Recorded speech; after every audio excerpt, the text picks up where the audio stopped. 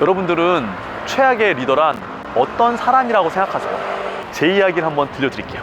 제가 사회 초년생 때 외국계 회사에서 행사를 기획하고 담당하는 이제 실무자 역할을 할 때가 있었어요. 그때 제주도에 정말 최고급 호텔에 풀사이드 파티를 기획했어요. 제주도의 푸른 바닷소리, 정말 환상적인 불꽃 놀이까지 그간의 성과를 기뻐하고 축하해주는 그런 시간들이었었어요. 행사를 마치고 나서 보니까 그 만찬장에 있었던 테이블에 테이블보가 다 구멍이 퐁퐁퐁퐁 나 있는 거예요. 불꽃놀이에 스파크들이 튀어가지고 다 구멍이 나버린 거죠. 호텔도 되게 난감했었고 결국 우리 회사가 그 모든 비용을 변상해야 되는 그런 상황에 이르렀죠. 그래서 저는 경위에 대해 보고를 하고 그 모든 책임에 대해서 질책을 받아야 되는 그런 상황들을 겪게 되었죠. 제 직장 생활의 최고의 위기였던 것 같아요. 여기서 빠진 사람이 있습니다. 저는 말단 직원이었고 부사장님은 그 회사의 최고 의사 결정권자였는데 중간에 누군가 있어야 되지 않았을까요? 이분이 저의 팀장님이었어요. 우리 최모 팀장님은 항상 그랬어요. 뭔가 행사가 잘 되고 좋은 성과가 나오면 자신이 발표를 하고 스포트라이트를 받는 것들을 좋아하셨어요. 그런데 혹시 뭐 문제가 발생하거나 사고가 나면 저한테 이야기를 했죠. 네가 가서 부사장님께 보고하고 와. 같이 의사결정을 했고 같이 일을 했지만 거기에 대해서 공은 본인이 가져가고 책임은 지지 않는 그 팀장님을 보면서 저는 저의 의욕이 많이 떨어졌어요. 나와 함께하고 있는 사람들이 되게 중요하죠. 오늘은 최악의 리더가 되지 않는 방법에 대해서 한번 이야기를 해보겠습니다. 여러 가지 이유가 있겠지만 최악의 리더가 되는 가장 대표적인 상황 중에 하나는 본인이 일을 너무 잘하는 사람이에요. 아니, 일을 잘하는 사람이 왜 최악의 리더가 될 수 있나요? 자기는 일을 잘하죠. 남들은 다 나같지 않다는 거예요. 누군가에게는 적응할 수 있는 그런 경험이 더 필요한 사람들도 있습니다. 그런데 일을 정말 탁월하게 잘하는 사람들은 다른 사람이 일을 잘 못하는 것을 용납하지 못해요. 왜 이것을 아직까지 못했어? 너는 왜 너의 최선을 다하지 않아? 라고 지극히 자기의 입장에서 자신의 경험으로만 상대방을 용단해버리죠. 상대방은 어떤 마음이 들까요? 나름대로 열심히 하고 있는데 최선을 다하고 있는데 리더가 인정해주지 않고 자신을 재촉하면 더 주눅드는 거예요. 그리고 두려움들, 불편한 마음들이 더 생기면서 소통이 단절되고 더 안 되는 겁니다. 리더는 자신의 일을 잘하는 사람이 아니라 다른 사람이 일을 잘하게 하는 사람이 리더죠. 내가 잘하는 거 중요해요. 하지만 리더가 된 이상 더 중요한 건 다른 사람이 일을 더 잘하게 만들어야 된다는 거예요. 그런데 리더가 됐는데도 자기가 잘했던 것만 생각하다 보니 다른 사람이 일을 잘 못하는 것을 용납하지 못하고 그 사람에게 스트레스를 주거나 자기 부하 직원들의 능력을 충분히 쓸 수 있게 만들어주지 못하는 거죠. 의외로 자신의 일을 탁월하게 했던 사람이 리더가 되고 나서는 리더십에 대한 고민을 많이 한다는 겁니다. 그래서 우리가 최악의 리더가 되지 않기 위해서는 어떻게 해야 합니까? 부하 직원들이 좀 더디더라도 내가 원하는 만큼 나오지 않는다 하더라도 그들을 신뢰하고 그들에게 기회를 만들어주는 리더가 가장 탁월한 리더라고 생각합니다.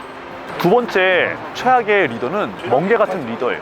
일 잘하는 직원 찍어내리기 바쁜 리더, 본인 마음에 드는 사람만 편애하는 리더, 책임은 회피하면서 잘된 일은 내가 했다고 티내는 리더, 상사의 의견에 무조건적인 동의만 하는 리더, 완성도나 품질에는 관심 없고 본인 편하게만 일하는 리더. 어때요? 떠오르는 사람이 혹시 있던가요? 멍게 이야기를 살짝 들려드릴게요. 멍게는 처음에 새꼈을 때 물속을 막 떠다닙니다. 그러다가 가장 안전하고 따뜻하고 먹을 곳이 많은 곳을 찾아서 멍게는 자리를 잡습니다. 그리고 여기서 뿌리를 내린대요. 평생 먹고 싸고 살아간다고 합니다. 우리에게 보여주는 멍게는 뇌가 없습니다. 사실 멍게는 새꼈을 때 뇌가 있었어요. 그런데 자리를 잡고 난 다음부터는 식물처럼 살아가기만 하면 되니까 자신의 뇌를 쓸 필요가 없는 거죠. 쓸모없는 뇌를 자기 스스로가 먹어버리는 거예요. 우리는 이것을 안전지대와 도전지대라는 개념으로 설명을 드려요. 안전지대는 멍게처럼 가만히 있고 싶은 자리, 그 자리에 가만히 있으려고 하는 사람을 우리는 멍게처럼 안전지대에만 머물러 있는 사람이라고 이야기를 합니다. 도전지대는 어때요? 익숙하지 않죠. 불편하죠. 어색하죠. 하지만 중요한 건 멍게가 되지 않을 수 있다는 겁니다. 재밌는 건 이 멍게랑 사람이랑 DNA가 80%나 일치한다는 거예요. 하지만 우리는 멍게가 아니에요. 그래서 우리는 멍게처럼 가만히 앉아있지 말고 움직여야 돼요. 도전해야 돼요. 내 능력을 써야 합니다. 안타깝게도 정말 많은 리더들이 실무자였을 때는 정말 열심히 일하고 돌아다니다가 딱 리더가 되는 순간 멍게처럼 가만히 있는 사람들이 의외로 많이 있어요. 왜? 편안하거든요. 계속 그 자리에 있고 싶어 하거든요. 움직이지 않는 리더, 발전하지 않는 리더, 그런 리더 옆에 같이 있고 싶을까요? 우리가 이야기하는 두 번째 최악의 리더는 성장하지 않는 리더, 자기 자신을 개발시키지 않는 리더, 멍게처럼 가만히 있는 사람이 최악의 리더 두 번째라고 생각을 합니다.